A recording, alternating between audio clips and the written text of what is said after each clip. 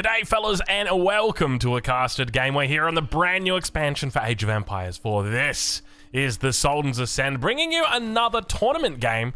Once again, I got no idea whose tournament this one comes from, because there's just so many bloody tournaments at the moment. So if you know, please let me know, and I'll make sure I update the description. But let us introduce our wonderful players for today. We got a hell of a matchup. Check this one out. In the south of the map, in the color red, playing as the Ottomans Marine Lord. And in the north of the map, in the color blue,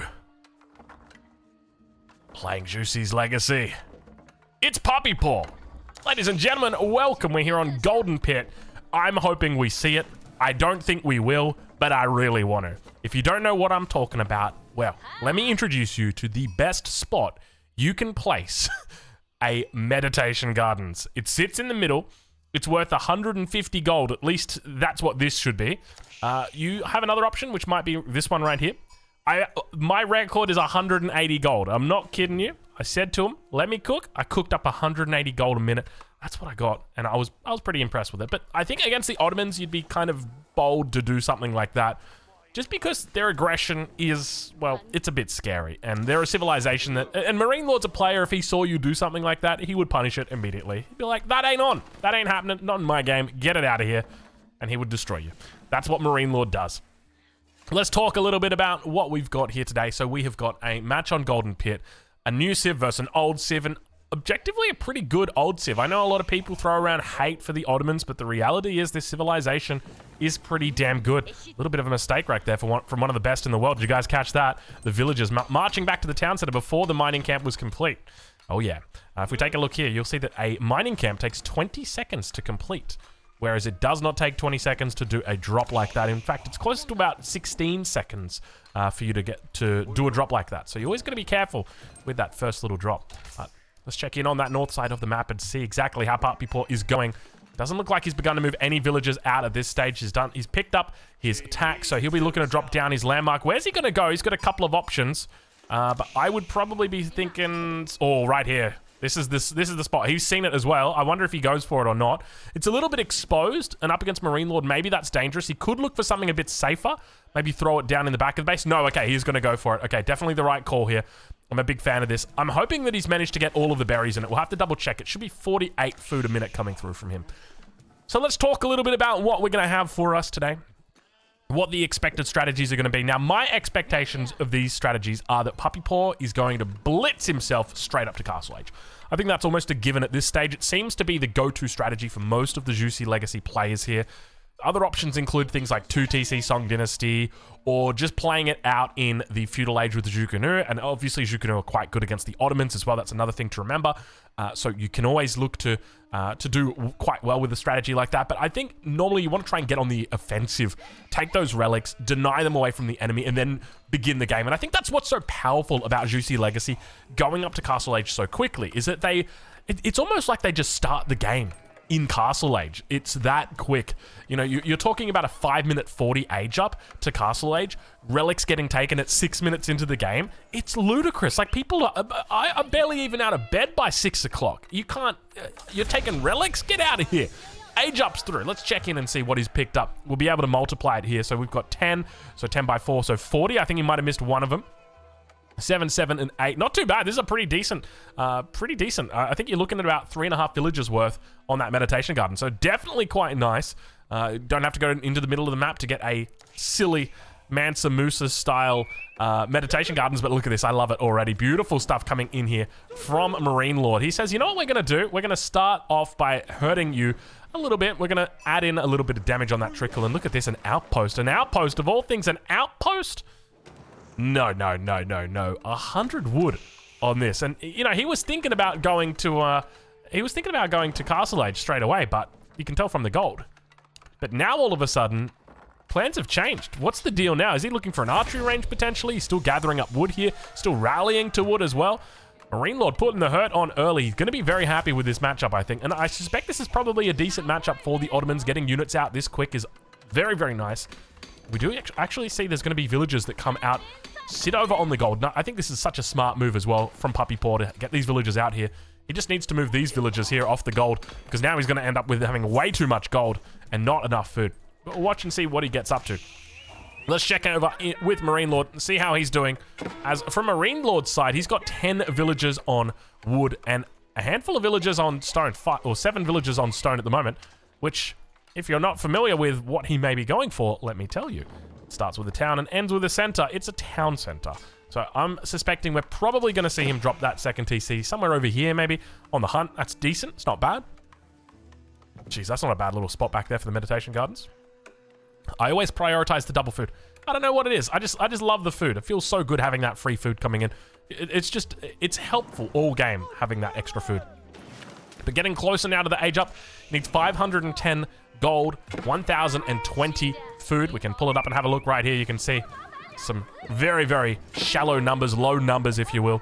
Age up's definitely quite a bit delayed. Normally at this stage, your Juicy Legacy player has already aged up, but he's still going to be within the band, the acceptable band here of about 6 minutes. I think that's absolutely fine. Shaolin Monastery now going down. I'm curious where he goes from here. So adding a sixth villager now over to the Shaolin Monastery. So I think in this position, you play Shaolin Monastery straight out of the gate, go for relics. Unlikely that you're going to be losing any of your Shaolin monks to spearmen this early on, especially because you've got the 2 armor that really helps you. But we do see now with the arrow slits coming through here, it does mean that these spears are going to be unable to contest the meditation gardens. All they can do is really slow down the trickle. Remember that with the meditation gardens, it's a passive landmark. I thought it was a peaceful landmark. It's a passive landmark. And because of that, what that means is that you are lowering the amount of resource generation your enemies got by standing near it. Age up comes through. 6 minute 50. Pretty late age up here by Juicy standards, but that's obviously an age up where you've got to provide that caveat that, well, it wasn't fair. There were units in his base, and that's a great point. Second TC is indeed thrown up exactly where we'd expect it. And look at Puppy Paw just being a nuisance over here. He's saying, oh, yo, you're going to put your TC on the deer? What if the deer were over here? And indeed, they were a little bit too far away. But now, slowly building towards that military school, we see the second blacksmith coming down. I'm expecting he'll probably throw it on this side. Might have the MIA here in the middle. We'll have to see. Never mind. He's going to throw the MIA on the corner. All right, never mind. I guess he doesn't really consider it a threat at this stage. And to be honest, it's kind of a, never mind, stable right there. Okay, he really doesn't consider the chance of enemy aggression a threat. Shaolin Monk's out.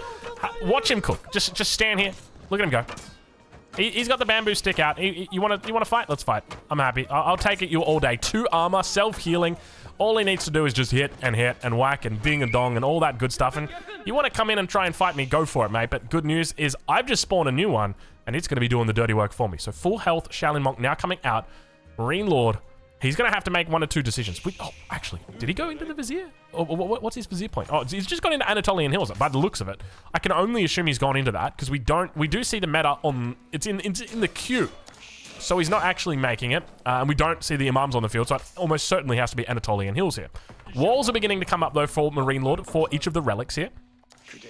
So expect to see some significant presence on the field here from Puppy Paw. And I'm curious to see the follow-up from this. It's interesting to me that he goes straight into the Jiangnan Tower.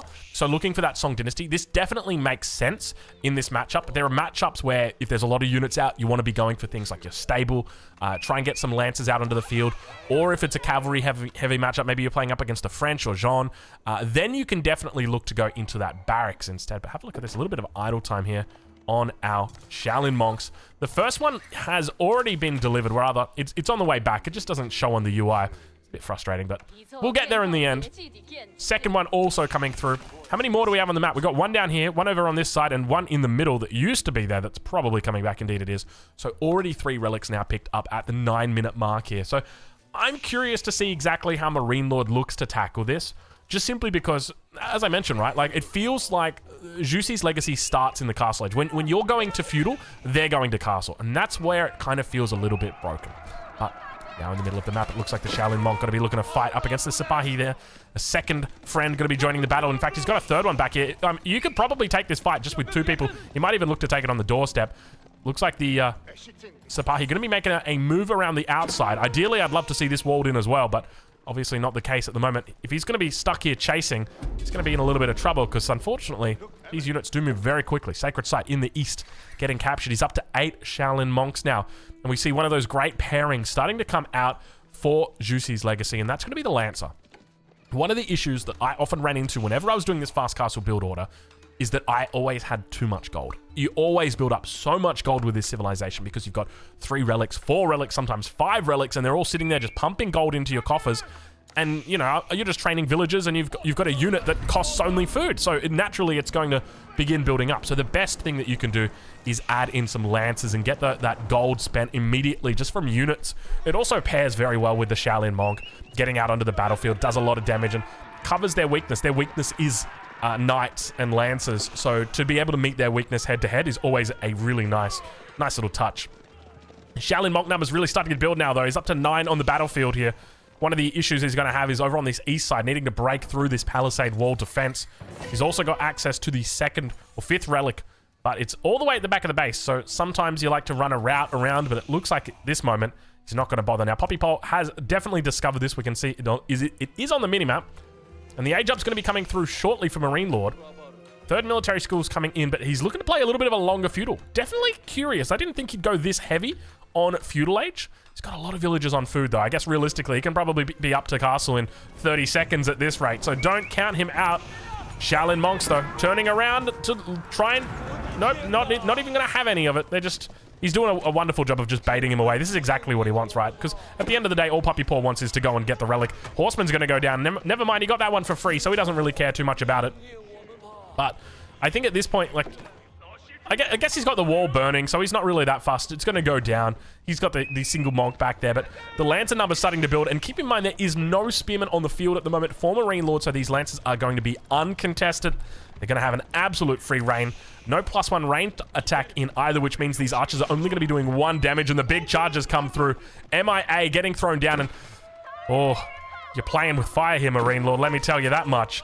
If things don't go well on the front, you could be in a little bit of trouble depending on how Puppy Paw wants to push his weight around. I guess that's an option for him. 17 villagers on the age up. I think he should be in the clear here. This is a pretty quick age up. Throws down the 2nd blacksmith as well. Definitely going to be doing well with it. But 1 relic in the back. I think, look, you can be happy as a Juicy Legacy player. It's almost the same rule as the Holy Roman Empire, where 3 relics is good, 4 relics is great, and 5 relics is unexpected. And I think that's the case here. You know, he's managed to get to 4 relics, and that's great. Wonderful. Getting that 5th relic, it's unexpected. And we don't really come into the game wanting it. Obviously, if we can, we should. But there's probably going to be a skill match difference, or a skill difference, if that is the case. But look at this. We've got a knight underneath the town center. Not going to cop too much damage there. Remember that the town center has been recently nerfed, or at least the secondary ones have. That knight will go down, though. The last stroke of the archers managed to take it out. And look at the amount of villagers he's got. 33 villagers underneath this town center. That is a lot of villagers. Walls beginning to come up for both players. And you know, one of the things that's interesting to me is that even though town centers got nerfed, I feel like walls have never been stronger. Walls feel so good at the moment. And I think that's largely because you can just draw them to anything and you don't really have to worry about going through stuff. Like, I'd worry about going through berries. But if I'm drawing a wall out here, like, I would happily draw it through the gold vein, through the stone outcropping now. I wouldn't even think twice about it. And I think because of that, people are more willing to wall. And because they're more willing to wall, naturally, you just get more defensive playstyle. And that's exactly what we see here. 4th relic on the back here for Puppy Paw. Yet to throw it into a monastery. Oh my god, have a look at that. Well, if it isn't the Juicy Legacy standard 3 town center follow-up. And I think this is just such a natural... Is that just on the ground, that relic? It is. It's just sitting there. He's just brought it to his base. Like, you will be treasure for all of our friends to see. We're not interested in putting you away where we can't see you, my friend. You're going to stay out here. Now, give me a second, guys, because, I don't know, I'm feeling a little bit sick. I'm just going to have a swig of my drink, and no, I don't have tea. Oh, that's delicious. It's not tea. I'll give 10 points to anybody who can guess what it is. It's good, though. I'll say that much. Oh man, that is so good. My eyes are watering because my throat's so dry. But I'm feeling good. I'm feeling good. All right, we've got the farm transition coming through for Puppy Paw as well. Keep in mind this is a very cheap farm transition. 45 wood for each of these farms. Only 90 wood for the granary. A really nice farm transition back here. Gonna add in a couple more over next to this mill. I tell you what, my obsessive compulsive disorder is getting thrown off a little bit here with the position of the mill, and I think it's that rock, the 1 tile, it's getting me. We'll accept it for now. All right, Knights. Rather, Lance is going to move out. Does he? No, he doesn't. Okay. I keep forgetting that walls in this game don't have line of sight. I remember playing Age of Empires 3, and they used to have line of sight all the way out to here. So one of the things you do is just build like a wall segment, and then a wall segment, and a wall segment, and you get line of sight of the whole map. I think they ended up changing that in the Definitive Edition, but it was very, very common in the base game that we'd do that. I remember big team games, and Braden would just dot the map completely. Well, Braden was my my teammate, and he just dot the map completely with those little wall segments. But it looks like Marine Lord may have forgotten a wall. Actually, no, it's not. No, it is a case of just not completing the wall. Big charge comes through. Not a lot of spearmen here, so he's just going to back on out. But the Sipahi numbers are pretty decent. He's got the veterancy upgrade as well. If he can get in front of these, could be a significant loss here for Puppy Paw. Keep in mind at the moment, Puppy Paw has managed to come back from that deficit on the villager count. And he's now overtaken his opponent. So we do head into the late game now with an advantage in Juicy Legacy's favor. By the same token, I mean, Marine Lord's just got access to the Great Bombard. It's an incredible unit. I know there's a lot of haters. What's his name? There's this one guy that always comments. Gilberto? Gilmero, maybe? I want to say Gilmero. Gilmero, rise up. I know that you're here. Let me hear your hate for the Ottoman Great Bombard. And it's terrible. It's terrible balance. I guess that's probably it. And speaking of bots, I know, because everyone calls him a bot, because he's got like 7 accounts, and he always posts the same thing. He's got to have autism or something, right? Like, it's the only way that you get away with that. And for anybody saying jumping the gun, I'm allowed to say that word. It's you know, if you've got it, you can use it. Anyway, what was I going to say? Oh, yeah. No, I forgot. I've forgotten it again. Oh, yeah, bots. That's right. Can I just give you guys a heads up just quickly? I know I'm breaking the fourth wall a little bit here, but there are bots that post on every single one of my video at the very beginning of the video when it posts. Now, when I post my videos, often I'll be asleep, and it means I can't stop those bots from posting. Nice little surround here. I can't stop those bots from posting. Now, those bots will attempt to entice you to click on the link so that you can get a good look at them. Don't do them. Don't do it. It's bots. If you get fooled by it, it's your own fault. All right, anyway, let's get into it because the battle's about to begin. Puppy Paw trying to trap him in the base. He says, hey, where you going? Not so fast. Janissary numbers starting to build. It looks like he may have had a little bit of help there from the home city. Look at the nest of bees pushing up, trying to find a decent shot. Firing off towards the back line. The Shaolin monks are just tearing up though. Palace Guard's also out. Nest of bees, one last shot before it goes down. He's only getting a little bit of damage. Mangonel gets more work in than the single nest of bees got in like 5 different shots. The Janissaries, I tell you what, it might be the counter to the Shaolin Monk, the ultimate counter to it. Look at this. It's absolutely tearing through these units. Remember that the Shaolin Monk's got a fair bit of armor. It's got that self-healing, but the Janissary's got high damage. Look at the damage coming in on that one. He just says, how you doing? Cleans up a couple of the cavalry units in the back, and he's going to kite it out right now. Janissary's looking beautiful. No split micro, but no need when you got this number. Well played on the defense right there from Puppy Paw, but unfortunately, Marine Lord does get away with a bit of a mass. All right, well, let's check in how Puppy Paw is doing because that transition is happening. He's up 4 villagers at the moment, which is about where you'd expect him to be. Remember, every minute here, he's making 3 villagers, 3 villagers, 3 villagers, 9 villagers compared to his opponent who's making 3 villagers, 6 villagers. So it's a difference of 3. So every minute the game goes on, expect him to get 3 villagers ahead. So in 10 minutes time, it'll be 130 vils versus 140 vils. A very slight difference, but definitely the appropriate reaction to catch up considering you knew your enemy was 2 TC. So very smart moves here from Puppy Paw. Does not want to fall behind, but this is what I get scared of. It's that death push from the Ottoman. Remember, once the Ottoman ball starts rolling down the hill, it never really stops. Even if they lose their army, it never really stops. But look at the Janissary numbers. He's up to 27. Is this all because of the Shaolin Monk? Is he that scared of the Shaolin Monk? The Janissary is incredible when you consider it. 16 base damage against a Shaolin Monk. Let's see if we can find him. There's 5 out on the field. There's one. 3 ranged armor. So you're talking about 13 damage a pop coming in there. That's pretty decent, especially at range. In the Castle Age, that's about the best you could ask for. You could try the crossbow, but the crossbow obviously has that bonus damage against heavy melee or heavy units. That unit ain't heavy, I'll tell you that much. Those little boys, they're light. They're not little boys, I shouldn't say that. Those bald men, those bad boys, there you go. Anyway, numbers looking pretty good at the moment, yet still runs away. Why is he scared of the fight? Is he just scared because he lacks line of sight? It could be the case. The meta does go down, and now he's out of the... Why is he running away? He's not even kiting or anything. In the middle of the map, he's throwing down. What do we got? Archery ranges? No, it looks like a stable. Siege Workshop also coming down. He's throwing this one down very aggressively. Sacred Site gets desacreded in the background. Crossbow numbers are pretty good, but the nest of bees, that could be the reason why he's fearful of turning around.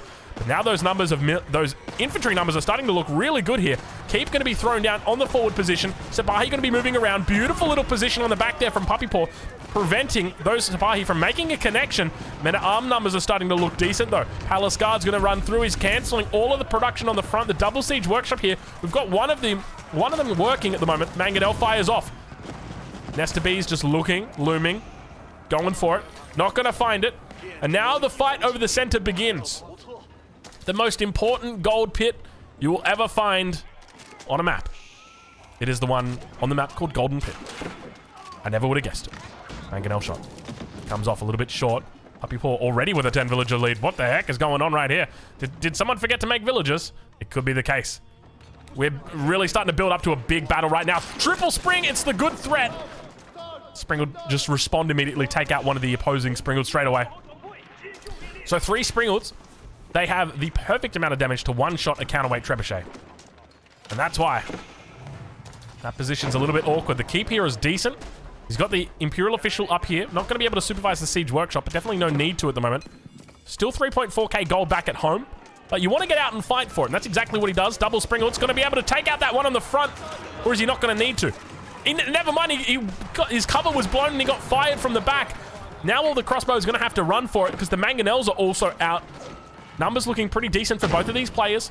Repairs coming in on the keep. Do we have the Yuan dynasty just yet? It doesn't look like it.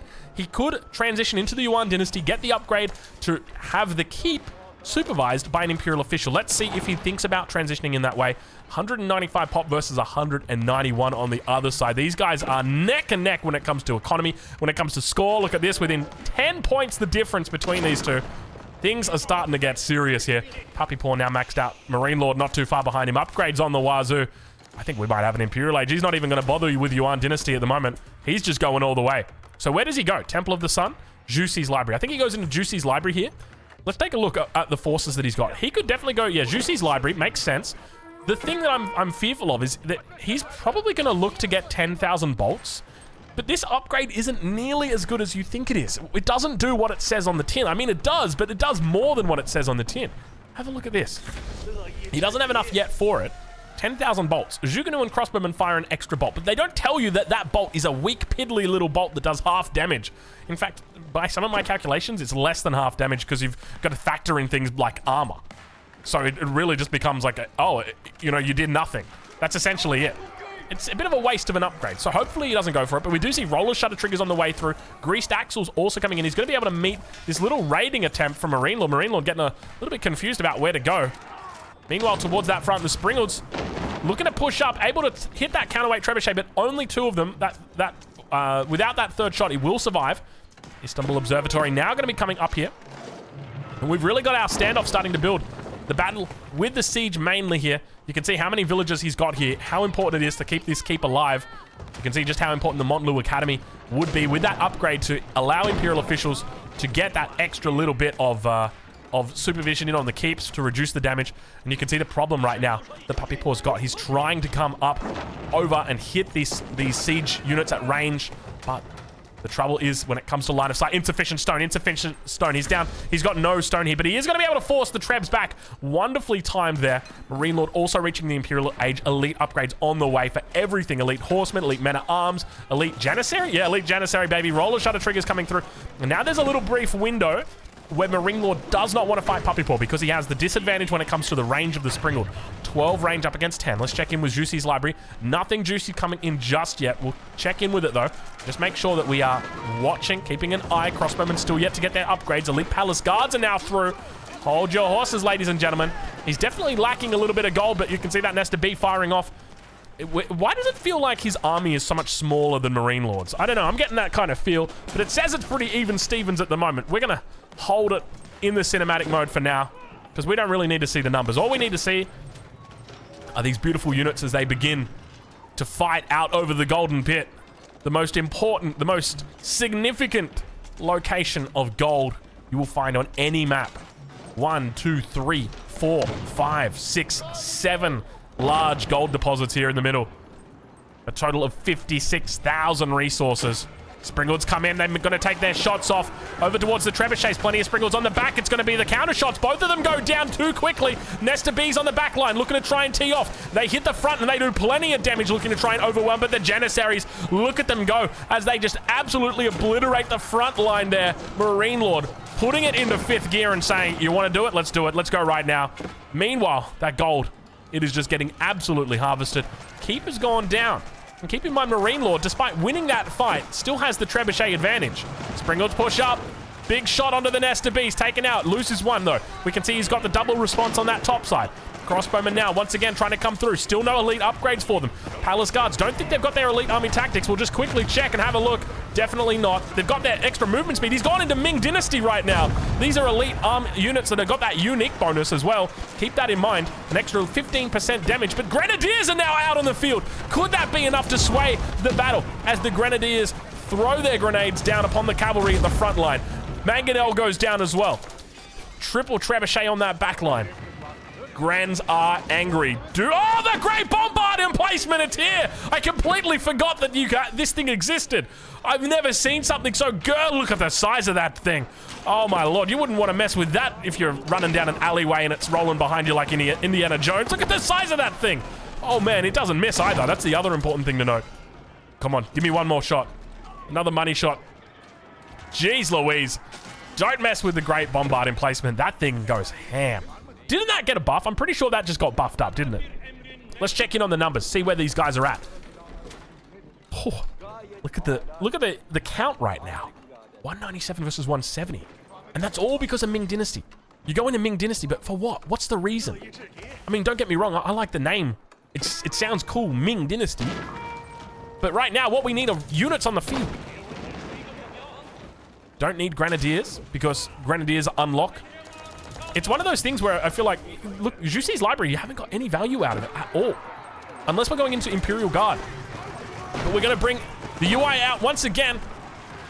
Janissaries continue to push up. They've got so much damage. The chemistry, the +3 attack, the elite upgrades, they've all come through for him right now. Springalds in the back, getting some decent shots off. The Gran's trying to fire off. It looks like Jussi's legacy might just be more than a library. It could, in fact, be the Grenadiers on the front line as they tee off towards all the Janissaries and say, you guys want to see what a real hand cannoneer replacement looks like? It looks like this. You gotta be careful. There it comes. Big shots in from the sideline. Like a bowling ball, going into the wrong alleyway. This thing just does not mess around. That's a strike right there. All right, well, more reinforcements on the front line. I'm loving this positioning at the moment. Slowly and steadily, those army numbers do increase.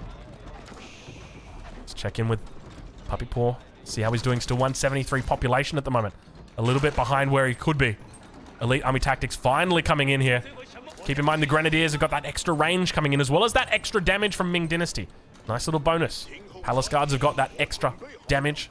They can look for extra movement speed. In fact, I prefer to keep it on movement speed until the fight begins, and then switch it over to that Divine Defense for the extra range. But he hasn't repaired the wall over on the east side, and now Marine Lord's going to distract him. Even just 5 Sipahi here, 14 in total coming through.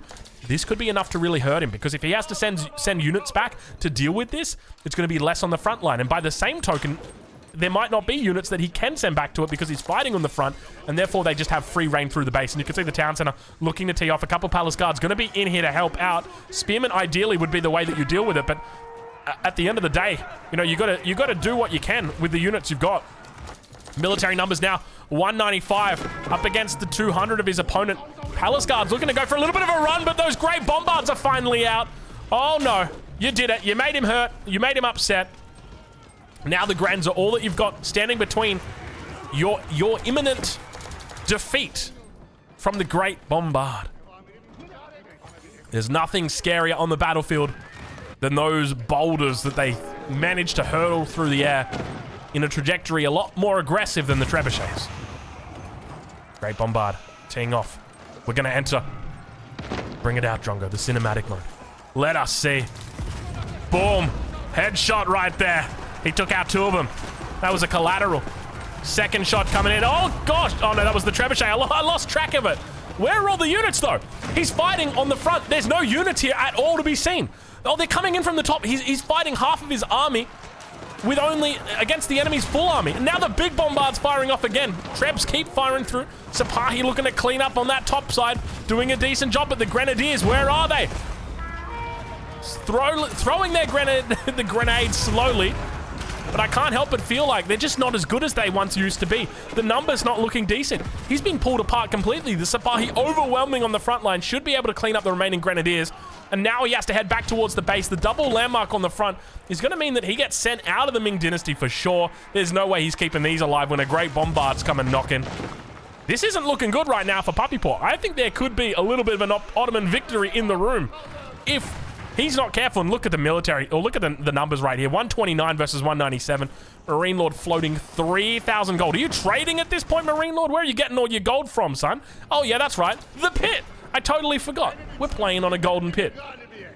Sipahi numbers looking good. He's gone Sipahi and Janissary. This is a combination I theorized in the very beginning of the Ottoman release. I said, this makes a lot of sense. If you can do Janissary together with Sipahi, it's going to be wonderful. You cover all of your angles if you go for that. That's exactly what we see Marine Lord doing here. It's great to see it getting picked up.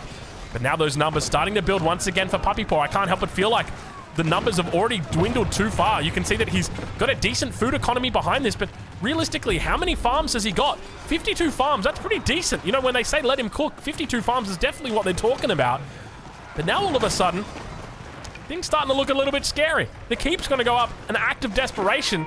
But at the end of the day, I don't think it's going to make a difference because the Great Bombard's already here and good game is going to get called. Ladies and gentlemen, that is it. If you've enjoyed this casted game, make sure you check out these two creators. Both of them stream over on Twitch. I'll leave a link in the description to where you can watch them live. And of course, thank you so much for watching. We'll catch you guys in the next one. Ottomans rise up.